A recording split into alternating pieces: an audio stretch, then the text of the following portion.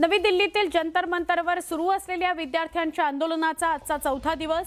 केंद्रीय शिक्षण मंत्री धर्मेंद्र प्रधान यांच्या राजीनाम्याकरता विद्यार्थी आंदोलनावर ठाम आहेत। गेल्या बुधवारीही या ठिकाणी काही प्रमाणात गदारोळ झाला। दिल्लीत आज सुद्धा कडक सुरक्षा व्यवस्था आहे। दरम्यान जोपर्यंत धर्मेंद्र प्रधान राजीनामा देत नाहीत, त्यांचा राजीनामा घेतला जात नाही, तोपर्यंत आंदोलन सुरूच राहील असा इशारा अभिजित दीपकनं दिलेला आहे।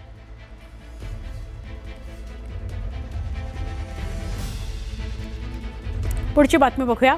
उद्धव ठाकरे आणि राज ठाकरे यांची संयुक्त पत्रकार परिषद होण्याची शक्यता आहे। ठाकरे बंधू आज संयुक्त पत्रकार परिषद घेऊ शकतात। विद्यार्थी आंदोलनावर ठाकरे एकत्रित येऊन आपली भूमिका मांडू शकतात। ठाकरे बंधू संयुक्त पत्रकार परिषद घेतील अशी माहिती मिळते आहे। राज ठाकरे आज पत्रकार परिषद घेणारच होते। काल ते शिवाजी पार्कात आंदोलनात सहभागी झालेले होते। जे मुंबईमध्ये तरुणांनी आंदोलन केलं त्यात ते सहभागी झाले होते आणि उद्धव ठाकरे तर दिल्लीला जाऊन आलेले आहेत काल। त्यामुळे या पार्श्वभूमीवर आज राज ठाकरे जी पत्रकार परिषद घेणार आहेत त्यात आता उद्धव ठाकरे पण जॉईन होत आहेत असं कळतंय। त्यामुळे दोघे एकत्रितपणे पत्रकार परिषद घेऊन आंदोलनावर काय बोलतात हे बघणं महत्त्वाचं ठरणार आहे।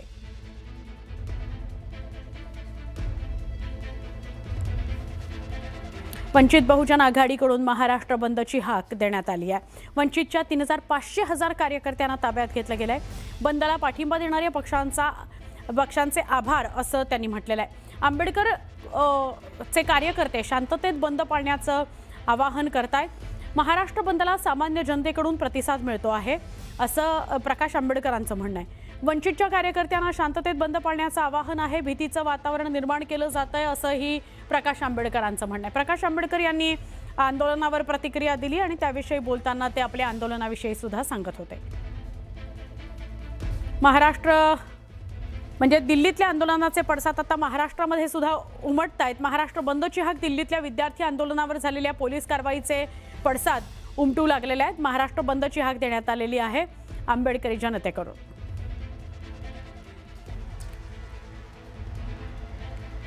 नवी दिल्लीतल्या जंतर मंतरवर आंदोलन करणाऱ्या विद्यार्थ्यांवरील लाठीचार्जच्या निषेधार्थ वंचित बहुजन आघाडीनं पुकारलेल्या बंदला मनमाडसह नाशिकच्या ग्रामीण भागामध्ये प्रतिसाद मिळाला। नीट पेपर फुटीच्या प्रकरणावरून केंद्रीय शिक्षण मंत्री धर्मेंद्र प्रधान यांच्या राजीनाम्याची मागणी करत कार्यकर्त्यांनी आंदोलन केलेलं आहे।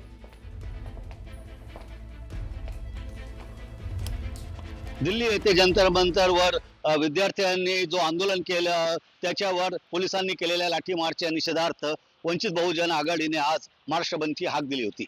या बंदला मनमाड शहरात उत्स्फूर्त प्रतिसाद मिळत आहे। आपण बघू शकतो, मी आता उभा आहे मनमाड शहरातील मुख्य बाजारपेठेत एकात्मता चौकात। इथे सर्व जे बाजारपेठ आहे त्याच्यावर शुकशुकाट पसरलेला आहे। कळकळीत बंद पाळण्यात येत आहे। शिवसेना उभाटा, शरदचंद्र पवार राष्ट्रवादी काँग्रेस व इतर पक्षांनी या बंदला पाठिंबा दिल्यामुळे बंद जो आहे तो यशस्वी झालेला असल्याचे चित्र आहे। या बंदमधून दवाखाने, हॉस्पिटल आणि इतर जे जीवनावश्यक वस्तू आहे ते वगळण्यात आलेले आहे। बंदमुळे बाहेरगावून आलेल्या प्रवाशांचे मात्र मोठ्या प्रमाणात हाल होताना दिसत आहे। मालेगाव, चांदवड, येवला, नांदगाव इथेही बंद पाळण्यात आलेला आहे, मात्र त्याला संमिश्र प्रतिसाद मिळालेला आहे। दुपारी वंचित बहुजन आघाडीच्या वतीने निषेध मोर्चा देखील काढण्यात येणार आहे। एकूणच जंतर मंतर विद्यार्थ्यांच्या लाठी हल्ल्याचा निषेधार्थ जो पुकारण्यात आलेला बंद होता त्याला मनमाड शहराने उत्स्फूर्त प्रतिसाद दिल्याचे दिसून येत आहे। बाबू शेख, न्यूज 18 मराठी, मनमाड। 26व्या दिवशी सुद्धा सोनम वांगचुक यांचं उपोषण सुरू आहे। सोनम वांगचुक यांनी रुग्णालयातून आपली पहिली प्रतिक्रिया दिली। मैं अभी जिंदा हूं असं ते म्हणतायत या व्हिडिओद्वारे। त्यांनी सरकारला विद्यार्थ्यांवर कुठलीही कारवाई करू नका अशी आवाहन विनंती सुद्धा या व्हिडिओच्या माध्यमातून केलेली आहे। सोनम वांगचुक यांनी व्हिडिओ जारी केलाय आणि या व्हिडिओमधून असं म्हटलंय की माझं 11 किलो वजन मागच्या 25 दिवसांमध्ये कमी झालंय। आजचा 26वा दिवस, पण मी अजून जिवंत आहे। मी आंदोलन असं सुरू ठेवणार आहे, पण विद्यार्थ्यांवर कुठल्याही प्रकारची हिंसक कारवाई करू नका असं त्यांचं म्हणणं आहे।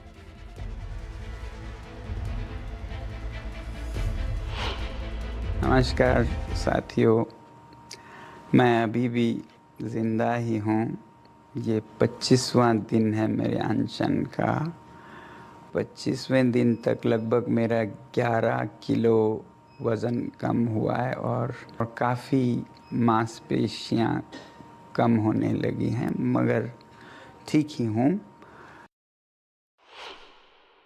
मैं दाद देना चाहता हूँ उन सभी छात्रों को जिन्होंने इतने शांतिपूर्ण तरीके से खुद पर लाठियाँ खाते हुए वापस कोई हमला ना करते हुए, हालांकि बहुत उकसाने पर भी और कुछ तत्वों को पत्थर फेंकने के लिए लाए जाने पर भी आपने सब्र से काम लिया। मैं बहुत ही मेरा दिल पिघल गया इससे। सरकार से विनती करता हूँ कि वो और ऐसे ताकत बल का प्रयोग न करें बच्चों पर, और दूसरी बात उन पर आरोप और एफआईआर जिससे कि उन्हें सताया जा सके जेल या पुलिस द्वारा, ये न करने की मुझे आश्वासन चाहिए। और वो आश्वासन अगर जल्द मिल जाए तो मैं आप सबके और जो नेतागण यहाँ पर आए उनकी बातों का इज़्ज़त करते हुए अनशन आज ही तोड़ूंगा। मगर अगर ऐसा कोई आश्वासन नहीं आए तो बदकिस्मती से मुझे ये अनशन जारी रखना पड़ेगा। जय हिंद। दिल्लीमध्ये विद्यार्थी आंदोलनाच्या पार्श्वभूमीवर नवी दिल्ली आणि आसपासची 16 मेट्रो स्थानकं पुढील सूचना मिळेपर्यंत बंद ठेवली गेलेली आहेत। आजही 16 मेट्रो स्थानकं पुढचा आदेश मिळेपर्यंत बंद राहणार आहेत। म्हणजे कालही बंद होती बुधवारी आणि आजही गुरुवारची बंद असणार आहेत। ठिकठिकाणी मोठ्या प्रमाणात पोलीस बंदोबस्त तैनात केला गेलेला आहे। प्रवाशांच्या सोयीकरता राजीव चौक, मंडी हाऊस, सेंट्रल सेक्रेटरिएट या 3 इंटरचेंज स्थानकांवर मेट्रो लाईन बदलण्याची सुविधा कायम ठेवण्यात आलेली आहे।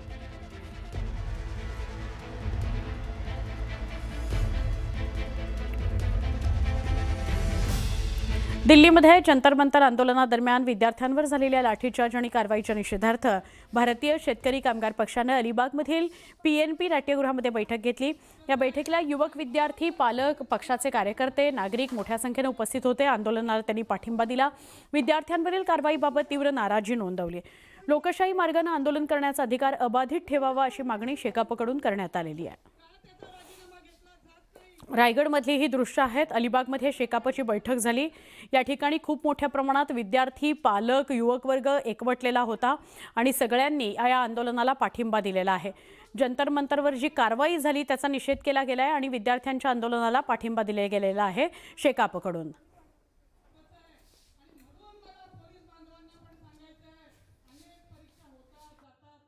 जे दिल्लीत होतंय ते मला वाटतं अतिशय अमानुष्य आहे। त्यांच्यावर ज्या पद्धतीने लाठीचार्ज झाला त्याचा आम्ही तीव्र निषेध करतो आणि असं वाटायला लागलंय की आम्ही फ्रीडमच्या आधीच्या भारतात राहतोय। म्हणजे ब्रिटिशरने ईस्ट इंडिया कंपनी सारखे वागतायत। त्याच्यामुळे अलिबाग या सगळ्या जंतर मंतर मध्ये दिपकेंचा आणि सगळ्यांचा पाठिंबा देते। आम्ही धर्मेंद्रजी प्रधानांचा राजीनामा मागतो, अमित शहांचा राजीनामा मागतो त्या लाठीचार्जसाठी। नवी दिल्लीतल्या विद्यार्थी आंदोलनाच्या पार्श्वभूमीवर ज्येष्ठ समाजसेवक अण्णा हजारे अहिल्यानगरामध्ये 2 तासांचं मौन आंदोलन करतायत। सकाळी 11 ते दुपारी 1 या वेळेमध्ये वाडिया पार्क इथं गांधी स्मारक इथं ते आंदोलन करणार आहेत। विद्यार्थ्यांशी संवाद साधून त्यांच्या प्रश्नांवर तोडगा काढा अशी भूमिका अण्णा हजारेंनी घेतली आहे। लोकशाहीमध्ये संवादाऐवजी दडपशाहीचा मार्ग स्वीकारला जात असल्याबद्दल त्यांनी चिंता व्यक्त केली। शिक्षण मंत्री राजीनामा द्यावा यासाठी जंतर मंतरवरती आंदोलन सुरू आहे। त्या आंदोलनाला पाठिंबा देण्यासाठी ज्येष्ठ समाजसेवक अण्णा हजारे आज अहिल्यानगरमधील वाडिया पार्क येथे महात्मा गांधी यांच्या पुतळ्यासमोर आज ते 2 तासाचे मौन आंदोलन करणार आहेत। या आंदोलनासाठी जिल्ह्यातून ज्या काही संघटना आहेत, विविध संघटना, या संघटनांनी त्यांना पाठिंबा दिला आहे। त्यांच्यासाठी 11 ते 1 या काळामध्ये ते आंदोलन करणार आहे आणि ते कार्यकर्ते येणार आहेत। कार्यकर्त्यांना बसण्यासाठी आणि ज्येष्ठ समाजसेवक यांना बसण्यासाठी इथं स्टेज केलं आहे। साधारणतः 5 ते 10 हजार लोक या ठिकाणी बसतील अशी व्यवस्था या ठिकाणी केली आहे। किती लोक येतात हे पाहणं महत्त्वाचं ठरणार आहे। परंतु ज्येष्ठ समाजसेवक अण्णा हजारे यांनी आज जे आंदोलन पुकारलेलं आहे त्याला मोठा पाठिंबा जिल्ह्यातून मिळताना दिसत आहे। त्यामुळे येणाऱ्या काळामध्ये आंदोलनानंतर काय बोलतात हे पाहणं महत्त्वाचं ठरणार आहे। व्हिडिओ जर्नलिस्ट दीपक सह साहेबराव कोकणे, न्यूज 18 मराठी, अहिल्यानगर। विद्यार्थ्यांच्या खांद्यावर बंदूक ठेवून काही पक्ष कारभार करतायत असं म्हणत मुख्यमंत्री देवेंद्र फडणवीस यांनी विरोधकांवर टीका केली. राज्य आणि केंद्र सरकार विद्यार्थ्यांच्या हिताचेच निर्णय घेईल असं फडणवीस म्हणाले. तर उपमुख्यमंत्री एकनाथ शिंदेंनी राहुल गांधींवर निशाणा साधला. राहुल गांधींना घातपात करायचा होता का असा सवाल एकनाथ शिंदेंनी केला. की पहिल्या दिवशीपासून आमचं सगळ्यांचं मत आहे की विद्यार्थ्यांच्या ज्या आशा आकांक्षा अपेक्षा असतील त्या पूर्ण करणं हे सरकारचं कर्तव्य आहे आणि ते आम्ही करू. काही उणिवा राहिल्या असतील तर त्या उणिवा दूर होतील. फक्त त्यांच्या खांद्यावर बंदूक ठेवून काही लोक, विशेषतः काही राजकीय पक्ष ज्या पद्धतीनं कारभार करतायत ते काही योग्य असं माझं मत नाही. विद्यार्थ्यांच्या मागण्यांची आम्ही समरस आहोत आणि विद्यार्थ्यांच्या हिताचेच निर्णय हे केंद्रातलं आणि राज्यातलं सरकार घेईल. हे तर राहुल गांधी यांनी विरोधी पक्षनेते एवढे जबाबदार पदावर असताना कालचं जे आंदोलन, धरणं आंदोलन अतिशय बेजबाबदार पद्धतीचं आहे. ज्या ठिकाणी तुम्ही आंदोलन करू शकत नाही त्या ठिकाणी तुम्ही विरोधी पक्ष म्हणून तिकडे जाता आणि लोकांना आवाहन करता इकडे या म्हणून. म्हणजे काय तुम्हाला करायचं होतं? प्रधानमंत्री निवासस्थानामध्ये काय घातपात करायचा होता? काय तुमच्या मनामध्ये होतं? या देशामध्ये अराजकता पसरवायची आहे का तुम्हाला?